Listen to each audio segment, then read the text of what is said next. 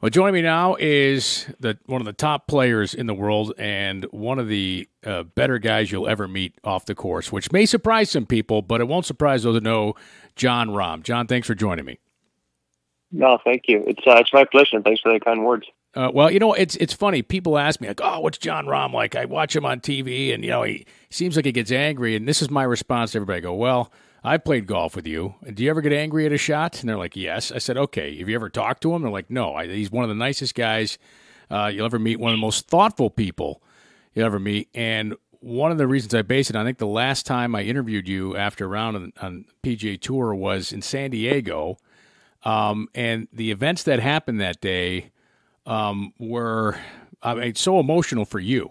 And you were so eloquent afterwards. You just missed winning a playoff by one stroke, and you came off the golf course and got the news about Kobe Bryant. And I got to commend you, Jon. You really put it into words what everybody was thinking about his loss.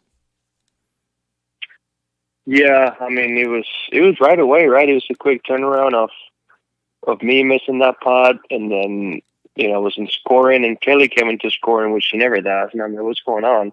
And I thought she was just trying to console me for now, or at least tell me a good fight on the back nine for playing how I did. And she basically came up to me, and there's no easier way to say it, but she said, like, Kobe died, and me and Rory were next to each other, like, what, like, Kobe Bryant died in a helicopter accident. And I think we both couldn't believe it. We're like, what are you talking about?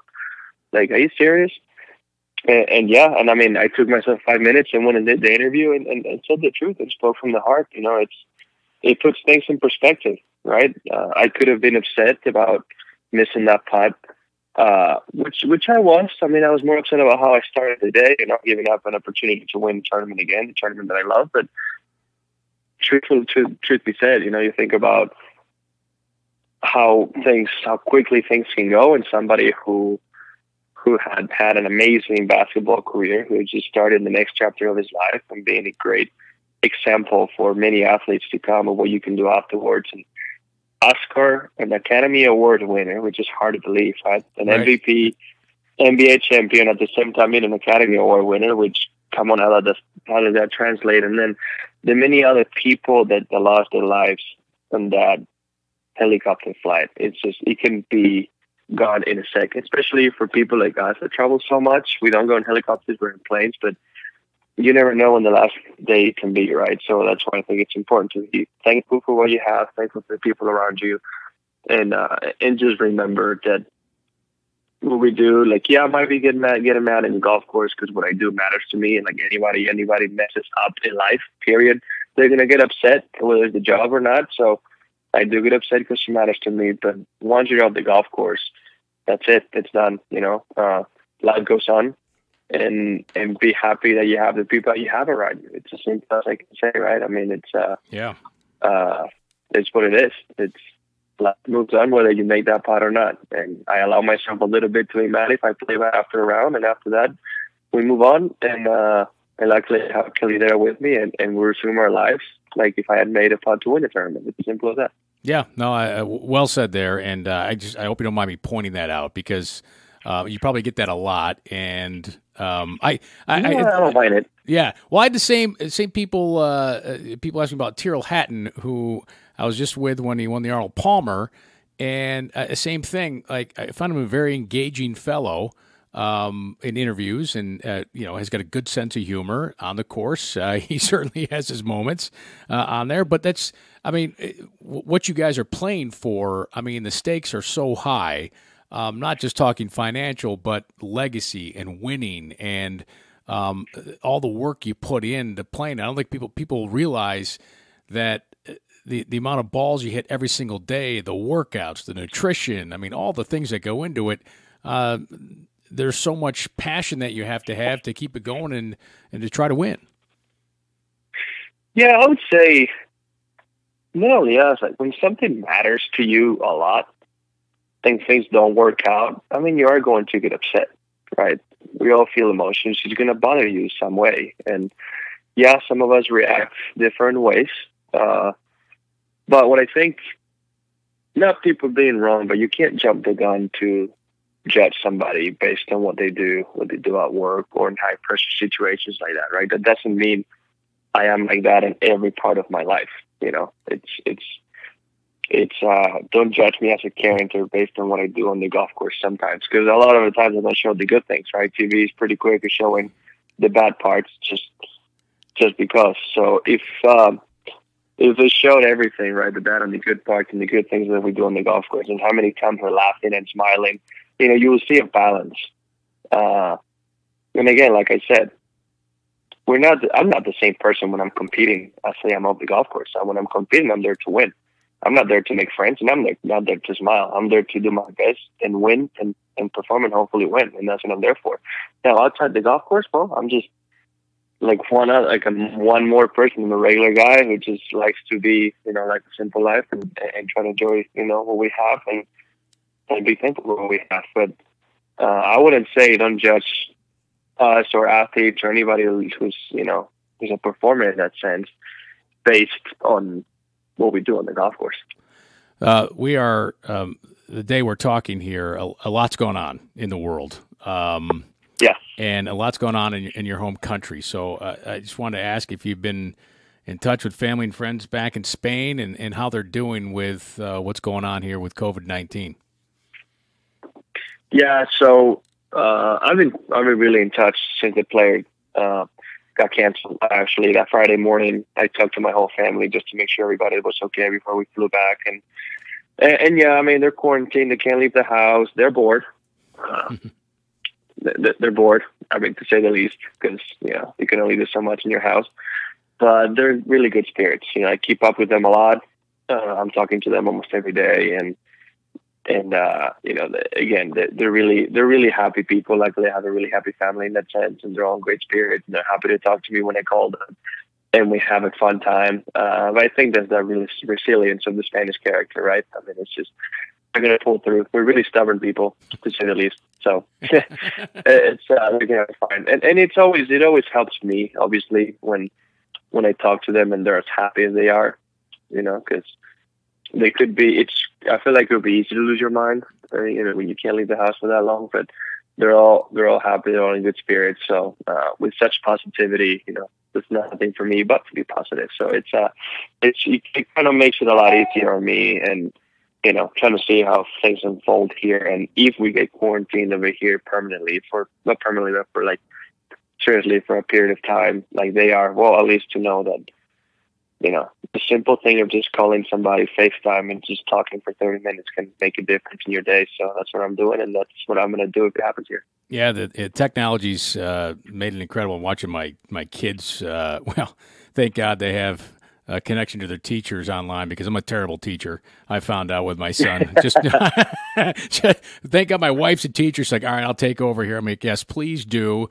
But it's amazing that they could still have some learning going on during this unprecedented time. You know, I'm about 20 years older than you, and I don't remember this anything like this ever. Maybe a snowstorm where I live, but that's only for a few days. I mean, this is going to be weeks, if not months. And it's very challenging. And we deal in an outside sport. How are you dealing with the outside sport? Are you able to hit golf balls? Are you able to work on your game at all? So in Arizona, you can still go to the golf course. There's still golf courses open. Clubhouses, for the most part, are closed. And basically everything is a to-go menu, pretty much. You go pick it up and go. But I haven't, you know, out of 8 weeks, that we're basically not going to have the chance to compete. I thought to give myself, you know, before they gave us the news that it was going to be suspended, the PGA Tour suspended for one more month, I was like, I'm going to give myself a couple of days before we talk to the PGA Tour and see, and just reassess and talk to my family, make sure everything's okay before I start practicing again. And then we got the news that it's going to be 2 months. I'm like, well, this is a good time to actually take some time off, work out, and just take some time to myself. Me and Kelly never had the opportunity to go on a honeymoon, so even though we're in a staycation, we are kind of taking it as an opportunity to be with each other for 2 weeks. And then these things hopefully clear out. I'll be able to start practicing again. And if not, well, we have a more longer extended honeymoon at home. And that's kind of how we're looking at it. And she's laughing right now because she's hearing me talk. But it'll be an unusual honeymoon, but at least we're looking at it in that way, right? I mean, for how bad reasons or for the wrong reasons, we're getting to spend more time together. And, we look at that as a blessing. Like I said, I'm trying to be really positive, and that's a good way to look at it. Whether you like it or not, whether you're forced to or not, you're spending time with your loved ones, and, any second you can spend with them, any more seconds you can spend with them, it's a gift. Well, you're right. For people that can enjoy it. Yeah, no, you're absolutely right. And the two of you had 2 weddings. Explain to me how you have 2 weddings and how much you were involved in planning both weddings. I wish I could talk and tell you that I was more involved than most people would believe. The one in Spain, I don't think we had much to say in all of it. My mom took care of a lot. We kind of basically told them to take care of this one. And we had to because we understood not every family member had the means to go somewhere. So to one spot. Where we chose, so at least we did a more Catholic ceremony in Spain, and a more traditional wedding in that sense. With mainly my family were there, and some of the family members that could come, and then a little bit more fun, still a wedding, more personal because we said our vows then, but more of a celebration and a party in the U.S. with our friends from the U.S. and our family in the U.S. and the few people that could come from Spain, and that way everybody got to assist at least to one, and that's what we did too. Now. I was very, knowing me, I like to eat. I have to be a rocket scientist to see that when you see me. So I had a lot to say with food. Mm-hmm. Turns out I had more opinions than I thought. Basically, we were there with the wedding planner, with the whole wedding setup and flowers and all that. And I won't say anything unless I'm asked. And basically, they asked me. And that's probably the worst decision I ever made because that's when the inner Spaniard came out and I started saying yes, no, yes, change this, change that, choose this. And Kelly kind of looked at me with her mouth open like, what the heck is going on right now? Well, hey, you know what? It's a couple. You're merging 2, so you should have some opinions on that. I think it's fair to say, Jon, and folks listening who have seen perhaps some videos in the past, and don't be offended by this, but I don't think you're the best athlete in your marriage. I think Kelly's a better athlete. Oh, she's a better athlete? Come on. Well, you've only seen me play golf. No, I've and American football, which I didn't know existed until I came to the U.S. I'm judging. No, you're absolutely right. Yeah, she is an athlete. I mean, she grew up playing tennis, did all her recruiting for tennis. Decided to quit, walked into the track team, threw javelin, and then afterwards picked up boxing and many other sports. So she definitely is an athlete. She's very strong. Definitely try not to mess with her because she can outrun me. She can hit me hard. She can throw a javelin at me. It's any way so she can actually beat me down. So, basically forces me to be the best version of myself. Well, yes. No, I'm judging it on the TCU football complex where she did a reverse pivot and then threw a dart to you down the field. I was like, wow. All right. And she's throwing, that was a college-sized football, right? I mean, fully inflated.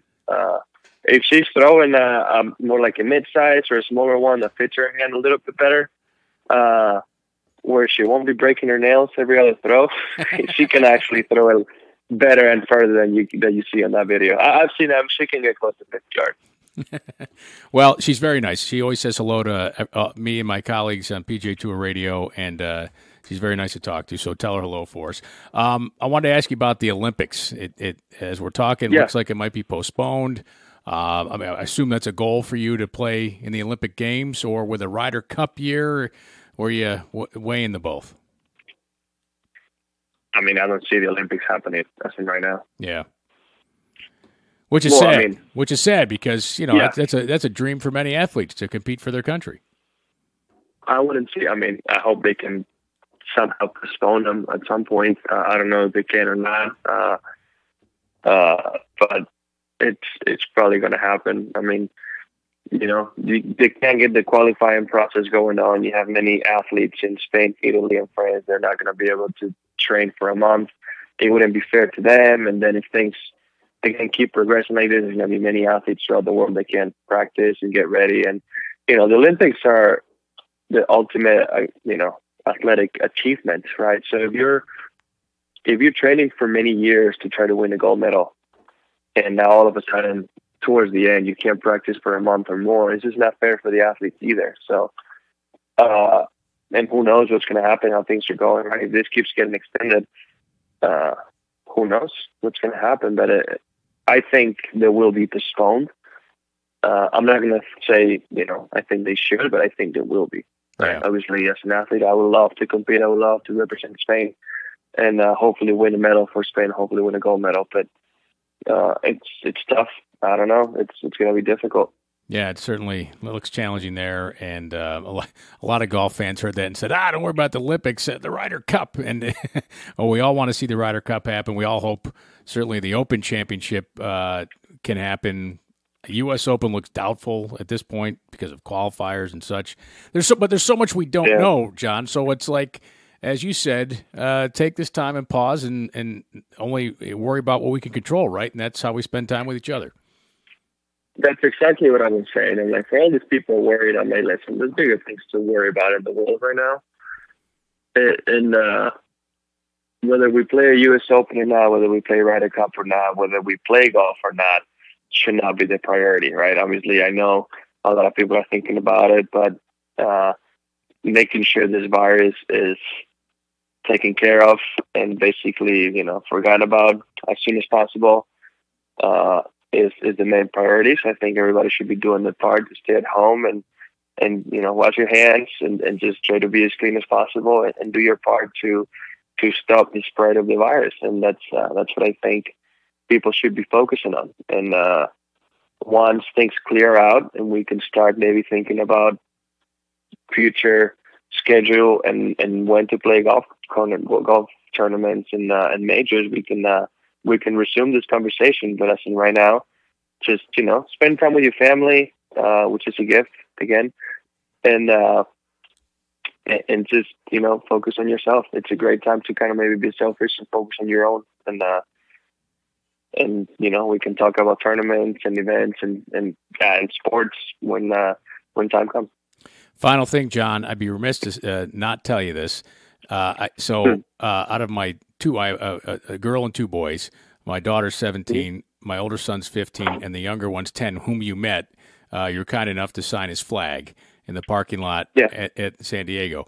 He was very shy. When we got done, he's like, wow, that was so great. That was Jon Rahm. And there are a few things that my 15-year-old is in awe of with my 10-year-old. And what my 10-year-old Dylan told my 15-year-old, I met Jon Rahm and got his autograph. He's like, you what? You met Jon Rahm? So you helped my 10-year-old be cool to my 15-year-old. So he wanted me to thank you for that. Hey, I'm the youngest in my family, so I get it. I understand it. I know how you feel, so I'm glad I could help. Yeah, that was very cool of you. Thank you so much for the time, Jon. All the best to you and Kelly and your family over in Spain as we get through this. Thank you very much. Thanks again, Kevin. And best to you guys as well. Thank you. Look forward to seeing you soon out on the PGA Tour.